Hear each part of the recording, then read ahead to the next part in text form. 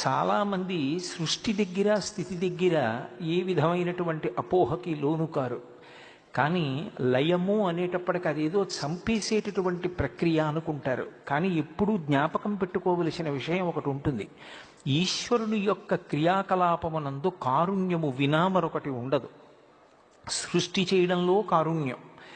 అయ్యో వీడికి ఒక శరీరం ఇచ్చాను, ఈ శరీరంతో శాస్త్రాన్ని గురువుని ఆధారం చేసుకొని భక్తితో కూడినటువంటి కర్మాచరణము చేసి, భక్తితో కూడినటువంటి కర్మాచరణము చేత ప్రీతి పొందిన భగవంతుని యొక్క అనుగ్రహము చేత ఇయ్యబడినటువంటి వైరాగ్యము వలన పాత్రతను పొంది, ఆ పాత్రత చిత్తశుద్ధిగా మారితే చిత్తశుద్ధి వలన జ్ఞానమును పొంది, ఆ జ్ఞానము వలన ఇక మళ్ళీ పుట్టవలసిన అవసరం లేని పునరావృత్తి రహిత శాశ్వత శివ సాయుధ్య స్థితిని పొందమని శరీరం ఇచ్చాడు.